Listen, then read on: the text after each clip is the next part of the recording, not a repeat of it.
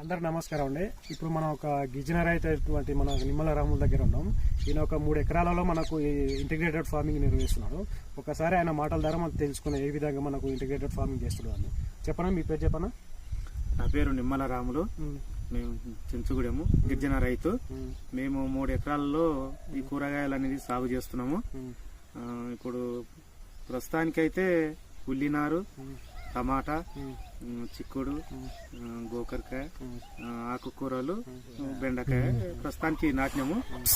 Result అయితే నాటి కూడా ఒక వారం రోజులైంది. ప్రస్తుతానికి చిన్నగానే ఉన్నాయి మొలకలు. ఇంతకుముందు క్రాప్ చేశారు కదా, ఇంతకుముందు వేసుకున్నారా మళ్ళీ? ఇంతకుముందు అయితే చేసినాము. మంచిగా కూరగాయలు మంచిగానే పడినాయి. బయట కూడా అమ్మినాము, మార్కెట్కి అమ్మినాము, ఇక్కడ ఊర్లలో కూడా అమ్మినాము. మంచిగా లాభమే వచ్చింది.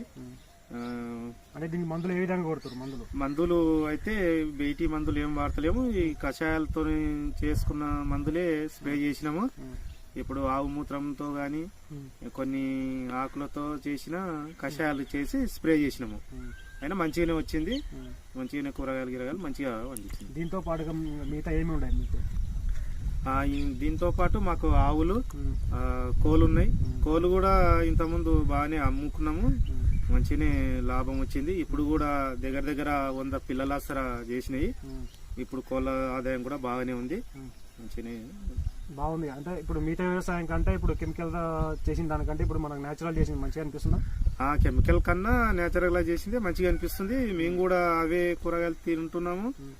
మాతో పాటు బయట కూడా అమ్ముతున్నాం కాబట్టి మంచిగా అనిపిస్తుంది. రైతులు పక్క రైతులు వచ్చారా మిమ్మల్ని అడుగుతారా? పక్క రైతులు కూడా కొంచెం అట్లా వచ్చేటోళ్ళు కూడా అడిగిపోతుండ్రు, ఎట్లా చేస్తుండ్రు, ఏమైనా ఫర్టిలైజర్ వాడుతుండ్రా లేకుంటే ఎట్లా చేస్తుండ్రు కషాయాలతో అంటే కషాయాలతో చేస్తున్నామంటే వాళ్ళు కూడా వచ్చిన వాళ్ళు కూడా కొంచెం కొనుక్కోపోతూనే ఉంటారు. మా దగ్గర కూరగాయలు మంచిగానే ఉన్నాయి అది అని కొనుక్కోపోతున్నారు. మంచిగా ఉంది నేచురల్ పద్ధతిలో చేయడం అయితే మంచిగానే ఉంది సార్.